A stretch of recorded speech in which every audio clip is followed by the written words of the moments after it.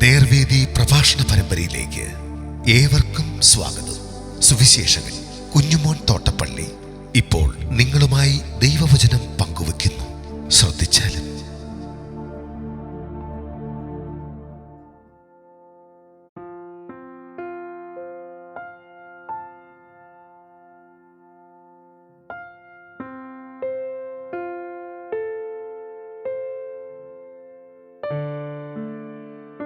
മത്തായി എഴുതിയ സുവിശേഷം 4-ാം അധ്യായത്തിന്റെ 18 മുതൽ 25 വരെയുള്ള വാക്യങ്ങൾ ഞാൻ വായിക്കുന്നത് ശ്രദ്ധിച്ചാലും.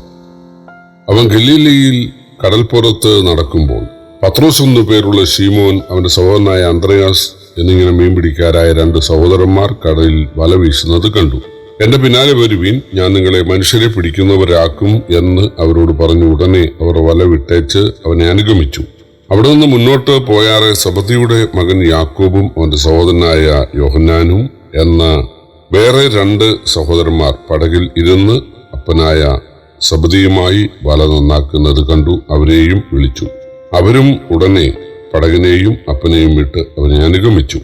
പിന്നെ യേശു ഗലീലയിലൊക്കെയും ചുറ്റി സഞ്ചരിച്ചുകൊണ്ട് അവരുടെ പള്ളികളിൽ ഉപദേശിക്കുകയും രാജ്യത്തിന്റെ സുവിശേഷം പ്രസംഗിക്കുകയും ജനത്തിനുള്ള സകല ദീനക്കാരെയും വ്യാധിക്കാരെ സൗഖ്യമാക്കുകയും ചെയ്തു.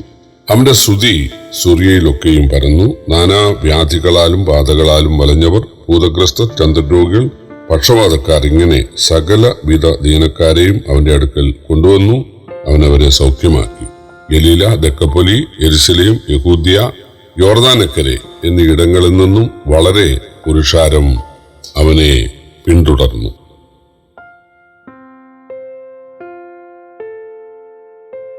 യോഹന്നാന്റെ കൈക്കീഴിലുള്ള യേശുവിന്റെ സ്നാനവും സ്നാനത്തിനു ശേഷമുള്ള പരീക്ഷയും യെരുശലേം പ്രദേശങ്ങളിലായിരുന്നു.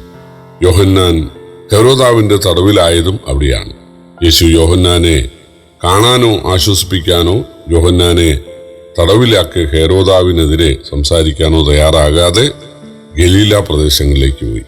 കാരണം ദൈവരാജ്യം സ്ഥാപിക്കാൻ വരുന്ന രാജാവായ യേശുവിന്റെ മുന്നോടി പ്രഘോഷകനായിരുന്നു യോഹന്നാൻ. സ്നാന സമയത്ത് യേശു മശിഹ ആണ് എന്ന് തിരിച്ചറിഞ്ഞ യോഹന്നാൻ യേശുവിനെ പലർക്കും ചൂണ്ടിക്കാണിച്ചു കൊടുത്തു.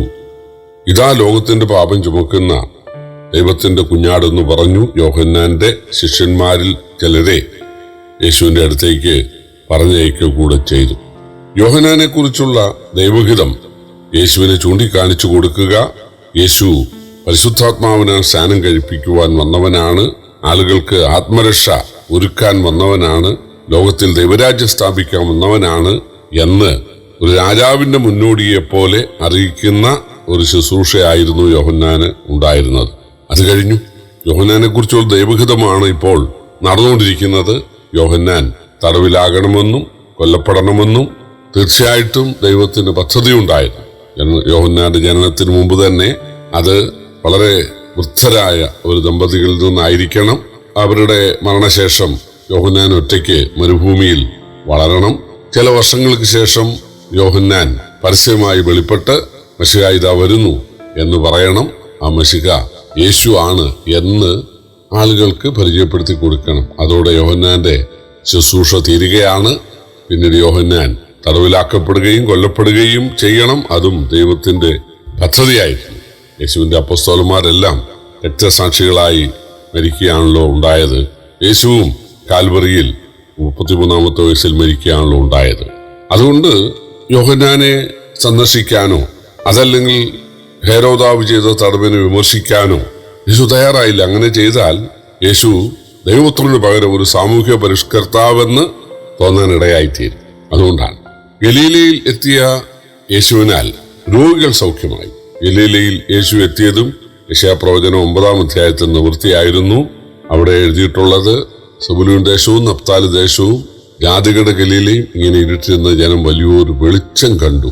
മരണത്തിന്റെ നിഴൽ ദേശത്തു ഇരുന്നവർക്ക് പ്രകാശം ഉദിച്ചു. കാരണം ഇസ്രായേലിലെ ഏറ്റവും അപരിഷ്കൃതമായ സ്ഥലമായിരുന്നു ഗലീല. അവിടെയാണ് യേശു തന്റെ ശുശ്രൂഷയിൽ ഏറിയ കൂറും നിവർത്തിച്ചത്. യേശുവിന്റെ ക്ഷണം ആദ്യം 4 ശിഷ്യന്മാർ സ്വീകരിച്ച സംഭവം മത്തായി 4-ാം അധ്യായത്തിലുണ്ട്. ശിമോനും അന്ത്രയോസും മീൻ പിടിക്കുകയായിരുന്നു. മുമ്പ് യെരൂശലേമിൽ വെച്ച് സബദിയുടെ മകനായ യോഹന്നാനോടൊത്ത് അന്ത്രയാസ് ഒരു ദിവസം യേശുവിനോടുകൂടെ കഴിഞ്ഞിരുന്നു എന്ന് യോഹന്നാൻ സുവിശേഷം 1-ാം അധ്യായത്തിലുണ്ട്. പിറ്റേന്നാൾ ശിമോനെ അന്ത്രയോസ് യേശുവിന്റെ അടുക്കൽ കൊണ്ടുവന്നിരുന്നെന്നും ഉണ്ട്. അവർ ഗലീലയിൽ മടങ്ങിയെത്തി ഗലീല കടലിൽ വല വീശിക്കൊണ്ട് ഇരുന്നെങ്കിലും മീൻ കിട്ടാതെ വരികയും യേശുവിന്റെ വാക്കിനാൽ പെരുത്ത മീൻകൂട്ടം കിട്ടുകയും ചെയ്തപ്പോഴാണ് ശിമോനും അന്ത്രയോസും യേശുവിനെ അനുഗമിച്ചത്. അപ്പോൾ സബദിയുടെ മക്കളായ യാക്കോബ് യോഹന്നാനും വല കഴുകുകയും വല നന്നാക്കുകയുമായിരുന്നു. യേശുവിന്റെ മഹത്വം മനസ്സിലാക്കി അവരും ആദ്യ ശിക്ഷയിൽപ്പെട്ടു. യേശുവിന് മീൻ പിടിക്കുന്നവരെയും വേണം, വല നന്നാക്കുന്നവരെയും വേണം. മീൻ പിടിക്കുന്നവർ ദൈവത്തിനായി മനുഷ്യരെ ദൈവഭാഗത്തേക്ക് നന്മയിലേക്ക് കൊണ്ടുവരുന്നു. അവരെ സുവിശേഷം പറഞ്ഞ ആളുകളെ ബോധവാന്മാരാക്കുന്നു.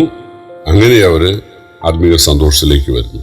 മീൻപിടുത്തത്തിന്റെ പ്രധാന ഉപകരണമായ വല നന്നായി സൂക്ഷിക്കേണ്ടത് ആവശ്യമാണ്. അല്ലെങ്കിൽ മീന് കീറലുള്ള ഭാഗത്തൂടെ ഇറങ്ങിപ്പോകാൻ ഇടയായിത്തീരും.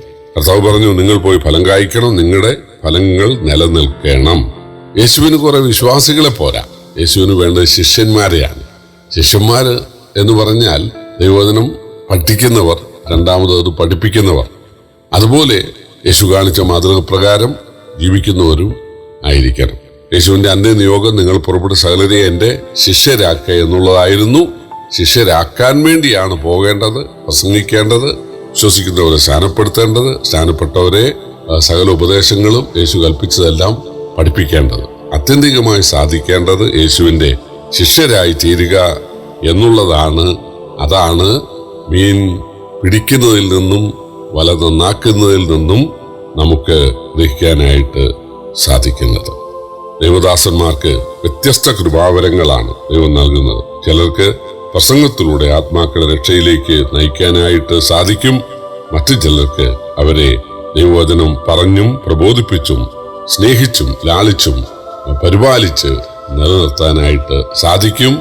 ഇതാണ് കർത്താവ് ഇന്നും ആഗ്രഹിക്കുന്നത്.